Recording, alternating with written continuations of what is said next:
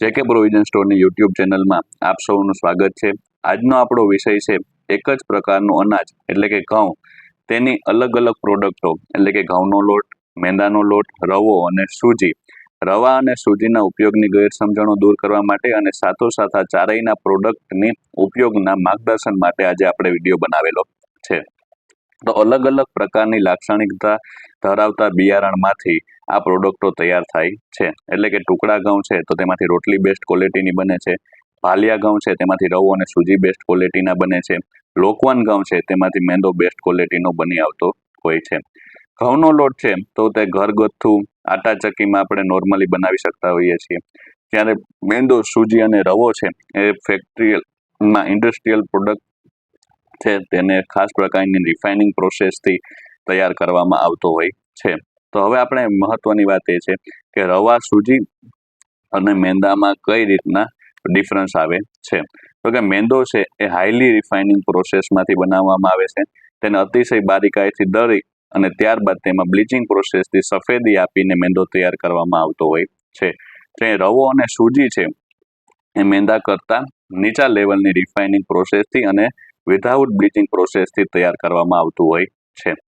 તો આપણે મેંદાનો ઉપયોગ છે એ મોટે ભાગે બેકરી પ્રોડક્ટ સાથોસાથ મેગી, નૂડલ્સ, પાસ્તામાં કરવામાં આવતો હોય છે, ત્યારે રવા અને સૂજીનો ઉપયોગ છે એ ઘણી બધી સાઉથ ઇન્ડિયન ડીશ અને સ્વીટ ડીશો બનાવવામાં પણ કરવામાં આવતો હોય છે। તો આપણે રવાનો અને સૂજીનો શું ફરક છે? તો કે રવો છે એ સૂજીની સરખામણીએ ઝીણો દળવામાં આવેલો હોય છે અને સૂજી છે એ રવા કરતાં જાડો હોય છે। તો રવાનો ઉપયોગ કઈ જગ્યાએ કરવાનો છે? તો રવાનો ઉપયોગ છે આપણે ઢોસા બનાવવામાં કરી શકીએ।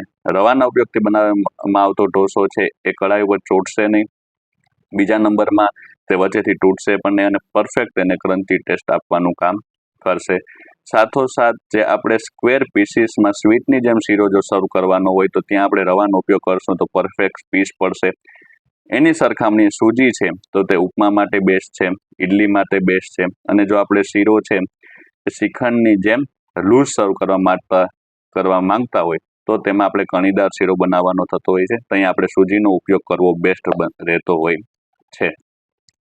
હવે આપણે ત્રણેયની ઉપયોગમાં શું તકેદારી રાખવાની છે? તો તકેદારી એ પ્રકારની કે જે મેંદો છે એ હાઈલી રિફાઇનિંગ પ્રોસેસમાંથી તૈયાર કરવામાં આવે છે। આ હાઈલી રિફાઇનિંગ પ્રોસેસની કારણે મેંદાની અંદર જે ઘઉં છે એ ઘઉં પરના ગુણધર્મો છે તે નષ્ટ થઈ જતા હોય છે। આપણે ઘણી બધી વખત સાંભળેલું હોય કે જ્યારે કોઈ પણ પ્રોડક્ટને વધુ પડતી રિફાઇનિંગ પ્રોસેસ આપવામાં આવે તો તે પોતાના મૂળભૂત ગુણધર્મો છે તે ગુમાવી બેસતું હોય છે।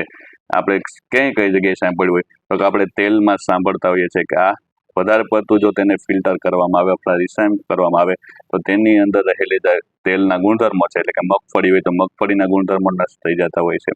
સાથોસાથ આપણે આરઓ પ્લાન્ટમાં જે પાણી પીતા હોય તો એ પાણીને જો અમુક ફિલ્ટરો એવા હોય છે કે એ લેવલ સુધી તેને ફિલ્ટર કરી નાખે છે કે જેની અંદર પાણીના જે ગુણધર્મો જે છે જે આપણા શરીરને મળવા જોઈએ તે પણ તે નષ્ટ કરી નાખતું હોય છે।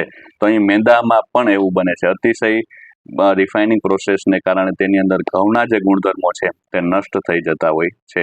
તો તેની સરખામણીએ રવા અને સૂજીની રિફાઇનિંગ પ્રોસેસ થોડી ઓછી છે, એને કારણે તેમાં હજી ગુણધર્મો જોવા મળતા હોય છે, અને આપણે જે ઘઉંની લોટની પ્રોડક્ટો છે તેમાં તો રિફાઇનિંગ પ્રોસેસનો સવાલ જ નથી આવતો, એટલે તેની અંદર ઘઉંના બધા જ ગુણધર્મો રહેલા હોય છે।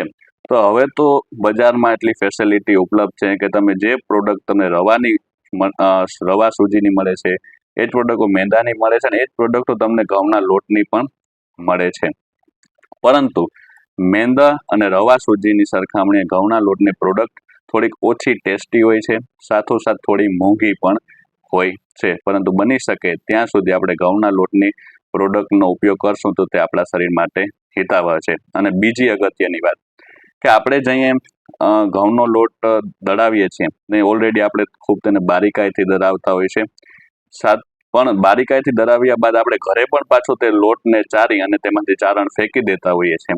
તો આપણે અહીંયા એ વસ્તુનું ધ્યાન રાખવાનું છે કે ચારણની અંદર જ ઘઉંના 30 થી 40% પોષક તત્વો રહેલા હોય છે, તે 30 થી 40% પોષક તત્વો તેમાં ચારણ સાથે આપણે ફેંકી દેતા હોઈએ છીએ। તો બની શકે તો એ ટેવ આપણે કાઢવી જોઈએ અને લોટને દળાવી અને સીધી રોટલી કરવાનો ધ્યેય રાખવો જોઈએ।